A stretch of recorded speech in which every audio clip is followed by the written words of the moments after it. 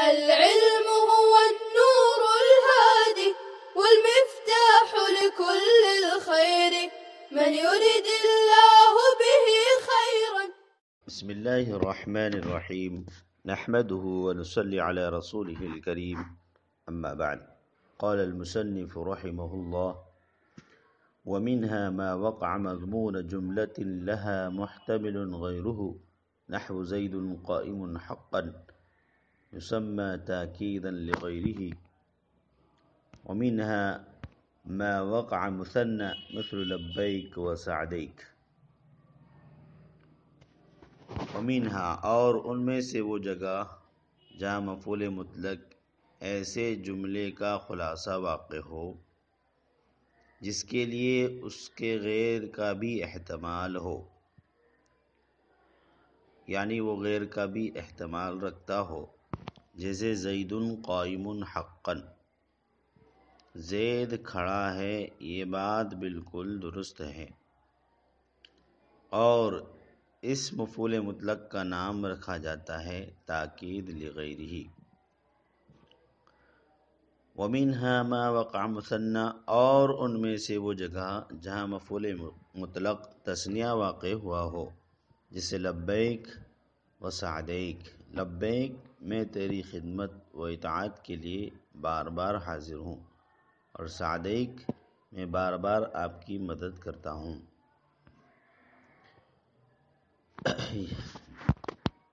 یہاں سے ایک اور جگہ جہاں مفعول مطلق کے فعل کو حذف کرنا واجب ہے مصنف بیان کر رہے ہیں، اور وہ جگہ کیا ہے کہ مفعول مطلق ایسے جملے کا خلاصہ واقع ہوا ہو جس میں مفعول مطلق کے علاوہ کسی اور چیز کی بھی گنجائش ہو،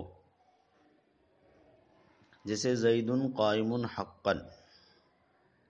یہاں پر حقا یہ زید قائم کا خلاصہ واقع ہوا ہے، زید قائم، زید کھڑا ہے، مثبت جملہ ہے، حقا یہی ثبوت کی تاکید پیدا کر رہا ہے، مثبت کی تاکید کر رہا ہے حقا۔ تو مفعول مطلق ما قبل والے جملے کا خلاصہ واقع ہوا ہے حقا، لیکن ما قبل والا جملہ زید قائم یہ اس کے علاوہ کسی اور کا احتمال بھی رکھتا ہے۔ اصل میں زید قائم، اس کی اصل ہے زید قائم احق حقا، تو حقا یہ مفعول مطلق ہے اور زید قائم کا خلاصہ ہے۔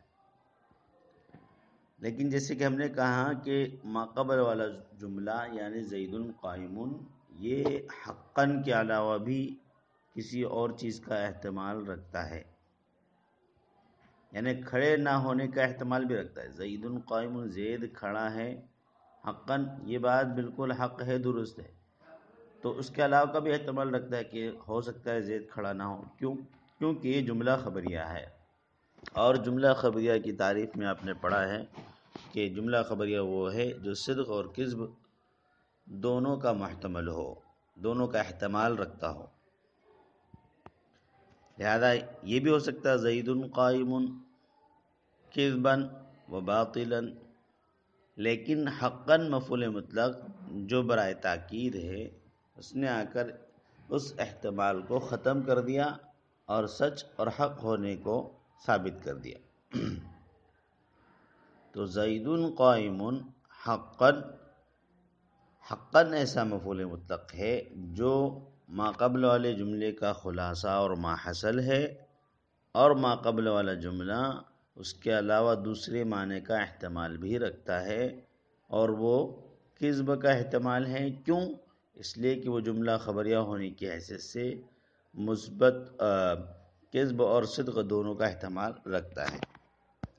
آگے مصنف فرماتے ہیں کہ اس قسم کے مفعول مطلق کو تاکید لغیرہ کہتے ہیں۔ کیوں؟ اس لیے کہ یہاں مؤکد اور مؤکد اس کی تاکید بیان کی جائے، مؤکد تاکید بیان کرنے والا، ان دونوں میں غیریت اعتباری ہے۔ اس وجہ سے کہ موکد یعنی جس کی تاکید کی گئی ہے یہ دو معنوں کا احتمال رکھتا ہے، صدق اور کذب، اور مؤکد جو تاکید کرنے والا ہے یعنی لفظ حقاً اس میں ایک ہی معنی ہے، تو غیریت اعتباری ہونے کی وجہ سے اس کو تاکید لغیری کہا گیا۔ اور بعض حضرات یہ فرماتے ہیں کہ تاکید لغیری کا مطلب یہ ہے کہ غیر کے احتمال کو دور کرنے کے لیے تاکید لائی گئی، کیونکہ زید قائم میں حق اور باطل ہونے، کذب اور صدق دونوں کا احتمال تھا۔ جب حقاً کو تاکید کے طور پر لایا گیا تو باطل کا احتمال اور کذب کا احتمال ختم ہو گیا۔ آگے مصنف نے وَمِنْهَا مَا وَقَعَ مُثَنَّى مِثْلُ لَبَّيْكَ وَسَعْدَيْكَ، یہاں سے چھٹا مقام اور چھٹی جگہ بیان کر رہے ہیں جہاں مفعول مطلق کے فعل کو حذف کرنا واجب ہے، اور اگر دیکھا جائے تو در حقیقت یہ 7ویں جگہ ہے، جیسے کہ اس سے پہلے ہم نے کئی مرتبہ آپ کو بتا دیا ہے۔ اب یہاں سے بیان فرمائے کہ ہر وہ جگہ ہے جہاں مفعول مطلق تثنیہ کی صورت میں واقع ہو اور تثنیہ سے مراد صرف تثنیہ نہ ہو بلکہ کثرت اور تکرار مراد ہو، بشرطے کہ اس کی اضافت فاعل یا مفعول کی طرف ہوئی ہو، تو ایسے مفعول مطلق کے فعل کو حذف کرنا واجب ہے۔ مفعول مطلق تثنیہ واقع ہو اور تثنیہ سے مراد تکرار اور کثرت ہو، اسی طریقے سے اس تثنیہ کی اضافت فاعل یا مفعول کی طرف ہوئی ہو تو مفعول مطلق کے فعل کو حذف کرنا واجب ہے۔ مصنف نے اس کی مثال دی ہے لبیک و سعدیک۔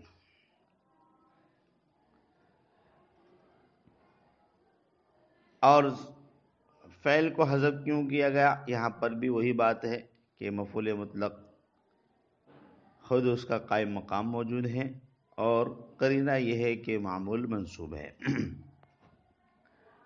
بہرحال لبیک یہ مرکب اضافی ہے کہ تثنیہ کی اضافت ضمیر مخاطب کی طرف ہے، یہ اصل میں ہے الب لک البابین۔ لبیک کی اصل کیا ہے؟ الب لک البابین۔ الب یلب الباب کے معنی ہے طاعت کے لیے حاضر باش رہنا، تو الب فعل کو حذف کر کے مفعول مطلق کو اس کے قائم مقام بنا دیا۔ الب لک البابین، یہ پورا لبیک کا پورا جملہ کیا تھا؟ الب لک البابین، تو الب فعل کو حذف کر دیا، مفعول مطلق کو اس کا قائم مقام بنا دیا۔ اب لک البابین رہ گیا۔ اب البابین یہ ثلاثی مزید فی باب فعال سے ہے، اس مصدر کو مجرد نصر عنصر کا مصدر بنا دیا، نصر عنصر کی طرف اس کو پھیر دیا، تو البابین سے لبین ہو گیا۔ البابین سے کیا ہو جائے گا؟ لبین۔ پھر لکا میں جو لام ہے زائدہ اس کو حذف کر دیا، تو اب لبین اور کاف ضمیر رہا۔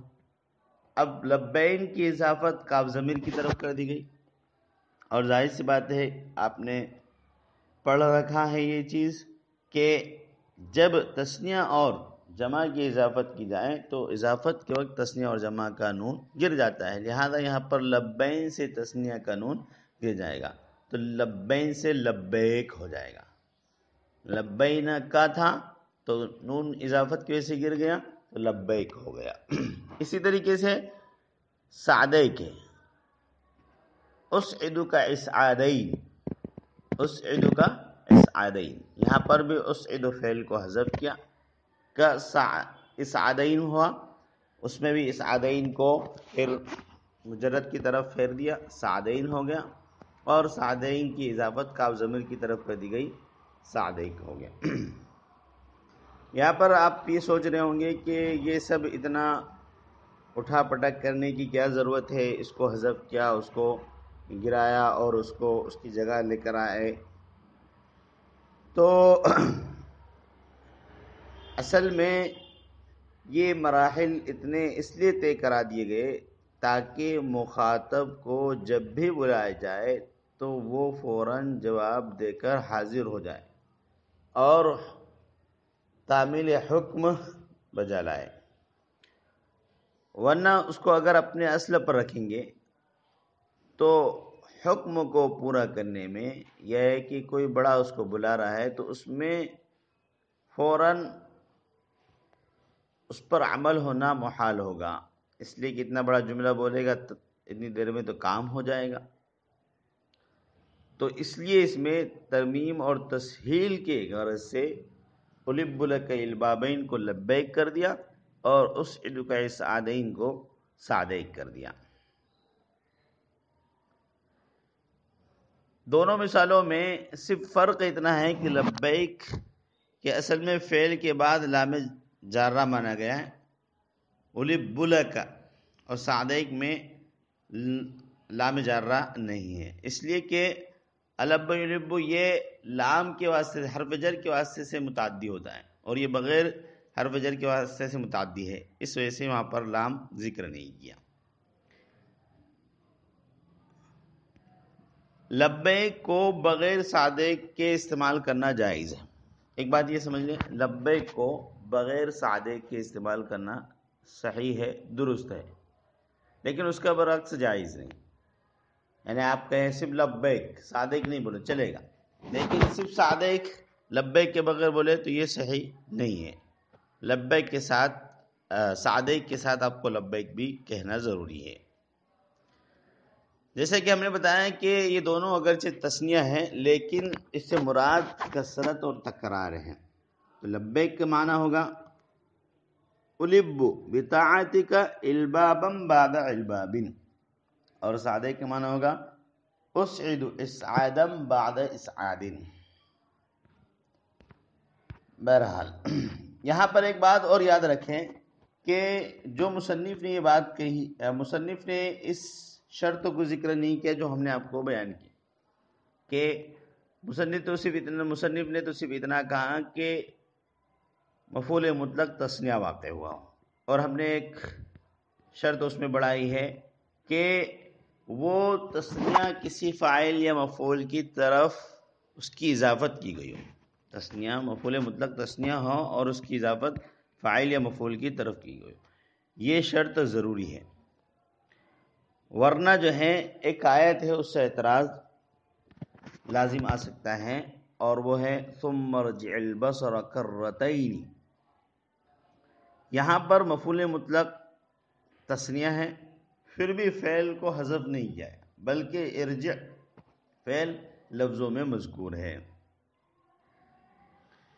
یہ اعتراض ہو سکتا ہے کہ ثم ارجع البصر کرتین، یہاں پر کرتین یہ تثنیہ ہے اور ارجع فعل مذکور ہے، حالانکہ آپ نے ابھی کہا ما وقع مثنى، جب مفعول مطلق تثنیہ واقع ہے تو فعل کا حذف کرنا واجب ہے، تو یہاں تو حذف نہیں ہوا، تو اس لیے وہ شرط بڑھائی گئی ہے کہ وہ مفعول مطلق جو تثنیہ واقع ہو فاعل یا مفعول کی طرف اس کی اضافت بھی ہو، اور یہاں پر کر رہے تھے میں فاعل مفعول کی طرف اضافت نہیں ہے، لہذا اس کے فعل کو حذف نہیں کیا گیا، اور اس کے بالمقابل میں لبیک اور سعدیک میں فاعل اور مفعول کی طرف وہاں پر اضافت موجود ہے۔ اب سوال یہ ہوتا ہے کہ مصنف نے اس قید کو بڑھایا نہیں، اس شرط کو عبارت میں ذکر نہیں کیا، تو اس کا جواب یہ ہے کہ مصنف نے مثال پر اکتفا کر دیا، مثال ہی ایسی دے دی جس کے اندر اضافت پائی جا رہی ہے، لہذا مثال سے ہی سمجھ میں آ جاتا ہے کہ یہاں پر مفعول مطلق تثنیہ جو واقع ہو تو یہ فاعل یا مفعول کی طرف اس کی اضافت ضروری ہے۔ تو یہ 6 مقامات اور در حقیقت یہ 7 مقامات ایسے ہیں جہاں مفعول مطلق کے فعل کو حذف کرنا واجب ہے۔ الحمدللہ یہ 7 مقامات مکمل ہو گئے، اس کے بعد انشاءاللہ اگلا منصوب ہم شروع کریں گے اگلے سبق میں۔ اللہ تعالی ہم سب کو علم نافع عطا فرمائے، ہمارے پڑھنے پڑھانے کو قبول فرمائے۔ صلی اللہ تعالی علی خیر خلقہ محمد وعلی آلہ وصحبہ اجمعین۔ السلام عليكم، لا تنسوا الاعجاب بالفيديو والاشتراك في القناة تشجيعا لنا لنستمر بنشر المزيد إن شاء الله.